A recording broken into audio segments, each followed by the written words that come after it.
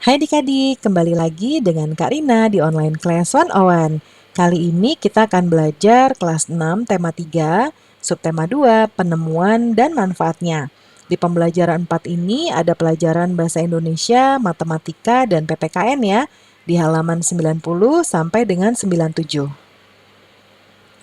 Nah, adik-adik untuk melihat video pembelajaran lain, adik-adik bisa klik di kanan atas video Karina ya, seperti ini. Nanti ada video rekomendasi dan juga playlist di subtema tersebut. Nah, yang lebih lengkapnya bisa lihat di kolom deskripsi ya, ada daftarnya seperti ini nih. Nah, misalnya nih adik-adik kan kelas 6 ya, mau lihat tema lain, berarti pilih playlist kelas 6, klik biru-birunya seperti ini. Nanti kita akan masuk ke daftar playlist temanya. Nih, misalnya nih tema 1, tema 3, tema 2. Nah, ceritanya nih adik-adik mau lihat kelas 6 tema 2. Klik putar semua. Nah, nanti akan diputar otomatis video mulai dari halaman paling awal. Jadi adik-adik pertama bisa cari dari subtemanya, pembelajarannya, lalu halaman. Ya, karena ini akan dibuat urutan adik-adik sampai halaman terakhir. Ya, kita mulai yuk adik-adik. Nah, di sini ada Udin ya, kata Udin. Nah, kita lihat di sini adik-adik ya. Adik-adik pernah nggak datang terlambat ke sekolah? Nah, kalau nggak pernah, adik-adik bisa ceritakan datang terlambat saat ketemu teman juga boleh ya. Nah, tuliskan pengalaman adik-adik terlambat ke sekolah. Mungkin dengan menjawab beberapa pertanyaan ini. Ya, misalnya kenapa sih kamu terlambat ke sekolah? Mungkin karena contohkan nih ketika awal-awal masuk sekolah atau masuk SD. Ya, kenapa kamu terlambat? Nah, misalnya saya masih awal-awal masuk belum terbiasa ya, karena kan, biasanya kalau adik-adik belum sekolah bangunnya bisa lebih siang, ya, lalu mandi langsung ganti baju aja, tapi kalau ini harus ganti baju, sarapan, berangkat sekolah, ya. Kemudian siapa saja yang kamu rugikan saat kamu terlambat? Yang pertama guru, karena kan harus menunggu adik-adik padahal harusnya waktu sudah masuk waktu belajar. Teman-teman adik-adik juga terganggu ya, dan juga penjaga sekolah harus masih menunggu di pintu ya, di pintu gerbang seperti itu. Kemudian ketika kamu terlambat, adakah dampak bagi kamu? Tentu saja ada ya, karena kita akan tertinggal materi pelajaran. Nah, apakah ketika kamu terlambat, kamu sudah mengambil hak temanmu untuk belajar dengan nyaman? Tentu saja, karena ketika kita terlambat kan berarti kita harus masuk dulu permisi dengan Bapak Ibu guru. Terus yang tadinya lagi belajar tertunda dulu ya. Dan juga Bapak Ibu guru harus mengulang pelajaran lagi dong, ya kan? Kemudian apakah ketika kamu terlambat kamu sudah mengambil hak gurumu untuk mengajar dengan nyaman? Nah, itu juga sama ya. Tentunya Bapak Ibu guru jadinya nggak nyaman karena harus mengulang lagi ya. Nah, ini kemudian berikutnya, apakah ketika kamu terlambat, kamu sudah belum melaksanakan kewajiban untuk menjadi pelajar yang disiplin? Iya, kita belum melaksanakan kalau seperti itu ya. Kemudian, apa yang menjadi rencanamu supaya kamu tidak terlambat lagi? Nah, yang pasti kita tidur tepat waktu ya, jangan larut malam. Kemudian mempersiapkan keperluan untuk sekolah sebelum tidur, supaya besok paginya nggak gerubak-gerubuk ya, menyiapkan tas, tempat pensil, dan lain-lain ya. Nah, berikutnya kita amati gambar-gambar ini ada 3 gambar. Kita coba lihat adik-adik apakah mereka sudah melaksanakan kewajiban mereka dengan tanggung jawab. Yang pertama ini membuang sampah ya, ini sampah nih. Ya, dibuang sembarangan. Yang kedua belajar tapi kayak gini nih males-malesan sambil tidur-tiduran ya. Kalau yang ini mereka bekerja sama dengan semangat ya. Yuk kita lihat ada beberapa pertanyaan nih adik-adik. Nah, Karina jawab sebelah kanan ya. Yang pertama, apa kewajiban kita sebagai pelajar? Yang pertama, membuang sampah pada tempatnya. Di gambar kedua, belajar dengan sungguh-sungguh. Yang gambar ketiga, mengerjakan tugas kelompok. Lalu, apakah mereka sudah melaksanakan kewajiban sebagai pelajar? Gambar satu tentunya belum. Ya, karena ini harusnya kan kita buang sampah pada tempatnya, tapi dia buang sembarangan, ya. Lalu gambar kedua, belajar sungguh-sungguh ini belum. Kalau sungguh-sungguh tuh semangat ya, posisi tubuhnya juga dengan baik ya, jangan seperti ini malas-malasan. Kalau yang ini sudah, ya mereka sudah bekerja kelompok dengan baik. Lalu dampak bagi diri sendiri. Nah, ketika kita membuang sampah sembarangan, kita akan menjadi orang yang eh, apa Dampak bagi diri sendiri menjadi orang yang dapat menjaga kebersihan lingkungan ya ketika kita membuang sampah. Tapi kalau ini belum berarti tidak ya. Nih, Karina tambahin tidak. Tidak. Nah, kemudian tidak mendapat ilmu pengetahuan di sini. Ya, lalu tugas selesai tepat waktu kalau yang gambar 3. Lalu dampak dari tindakan mereka bagi lingkungan. Kalau yang gambar 1 karena buang sampah sembarangan, maka bisa jadi banjir, terus sampah-sampah juga bisa menumpuk dan menjadi sumber penyakit. Kemudian kalau kita males-malesan, aktivitas belajar jadinya terganggu ya adik-adik. Dan kalau yang ketiga, gambar ketiga, ini akan terjalin hubungan yang baik antar warga kelas.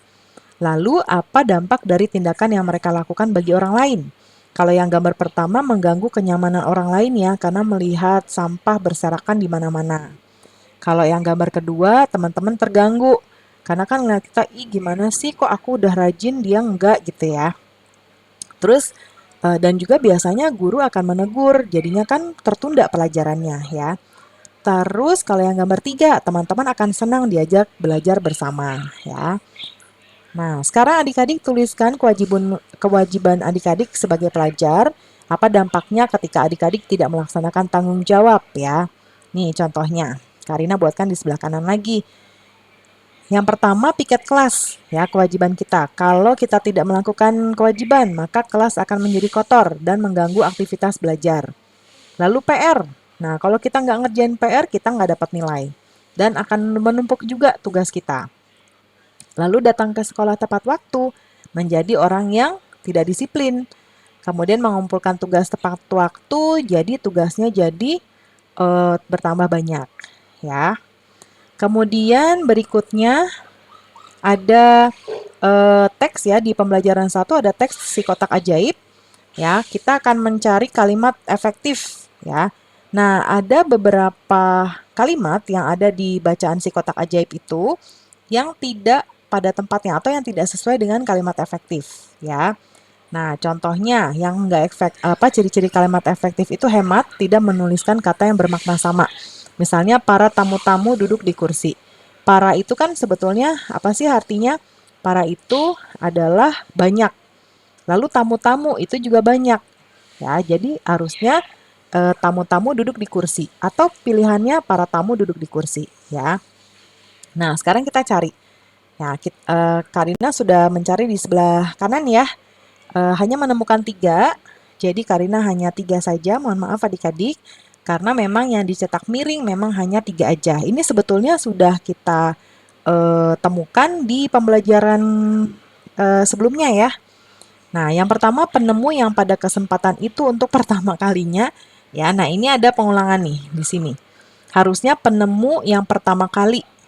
Ya, lalu yang kedua, lalu televisi kemudian terus berkembang. Lalu kemudian ini tidak efektif ya, harusnya televisi terus berkembang. Di depan para bapak-bapak dan ibu-ibu, harusnya di depan bapak-bapak dan ibu-ibu. Ya, nah ini sudah terjawab ya, hanya ada 3 saja. Kemudian identifikasi.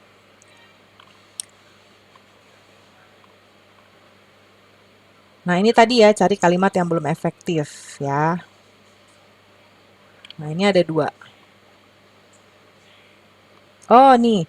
Identifikasi lagi semua tulisanmu di pertemuan ini. Cari kalimat yang masih belum efektif. Nah, kalau ini dari kalimat adik-adik sendiri. Ya, ada nggak? Kalau ini nanti sesuaikan aja sama adik-adik ya. Karena Karina kan nggak tahu nih adik-adik nulisnya kayak gimana ya.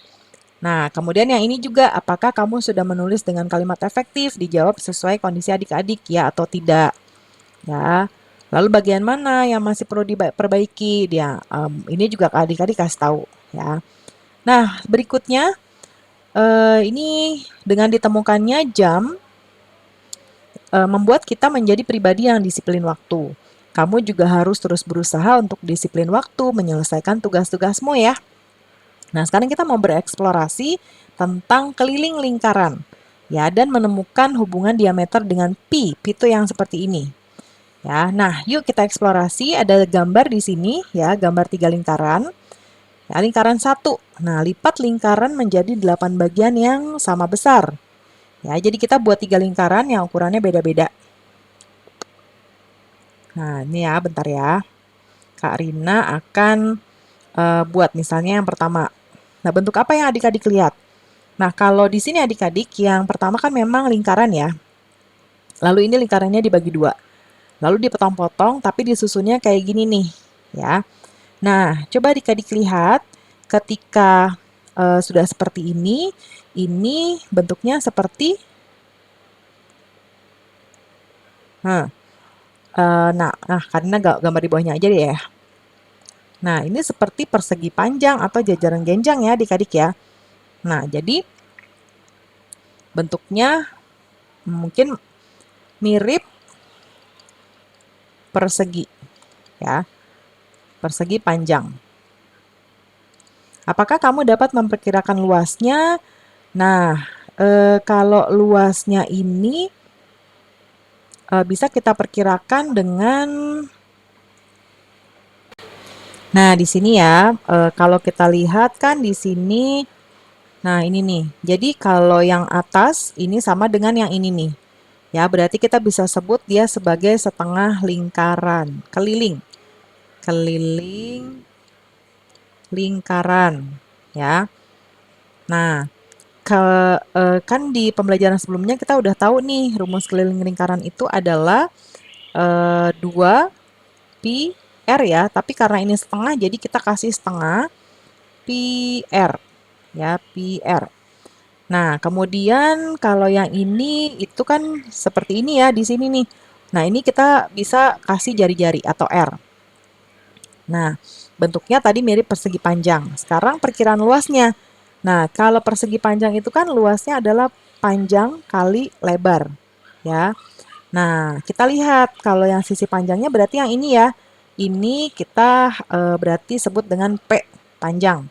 Yang ini kita sebut dengan L atau lebar. Berarti kita masukin nih panjangnya berarti setengah pi r ya kan? Lalu dikali tunggu nih setengah pi r setengah dari 2 pi r ya. 2 pi r ya. Lalu di sini setengah dari 2 pi r dikali r ya. Nah, yang ini kita sederhana ini setengah dari 2 adalah 1 jadinya pi r kali r. Nah, ini r kali r berarti r kuadrat jadi pi r kuadrat. Nah, ini adalah rumus luas lingkaran ya. Kita lanjut ya adik-adik. Lipat lagi lingkaran menjadi 16 bagian sama besar ya. Nah, kemudian sekarang kita lingkaran berikutnya ya. Sebetulnya ini sama, cuman lipatannya lebih kecil ya adik-adik ya. Nah, yang sekarang coba yang ini berarti kan sama aja kayak tadi. Ini setengah lingkaran yang ini ya, bentuknya juga sama. Mirip persegi panjang. Terus ini juga sama ya, nanti adik-adik disamakan saja dengan yang ini. Oke, nih tuh sudah Karina buat, nanti di capture dulu, di pause dulu ya. Ini sama, ini juga sama nih ya. Nah, baru kita ke sini ya. Bagaimana kita menemukan luasnya? Nah, baru nanti kesimpulan. Nah, cari cara perkiraan luas tadi kan sudah ya, adik-adik ya. Nah, caranya adalah tadi kan panjangnya itu adalah setengah keliling lingkaran ya. Yaitu 1/2 kali 2 pi r. Ya, nah yang ini kita sederhanakan jadinya pi r. Lalu luasnya. Nah, luasnya kan tadi sama dengan r ya. Berarti luas persegi panjang adalah P kali L. Nah, kita masukin nih rumusnya. Pi r kali r sama dengan pi r kuadrat ya. Nah, di bagian kesimpulan ini berarti nah panjangnya tadi di sini yang tadi ya. Nih Karina ulang, panjangnya berarti setengah kali 2 pi r sama dengan pi r. Ya, lebarnya r. Jadi kalau panjang kali lebar adalah pi r kali r sama dengan pi r kuadrat. Jadi kesimpulannya luas lingkaran adalah pi r kuadrat ya. Nah, pembelajaran kita sudah selesai ya adik-adik.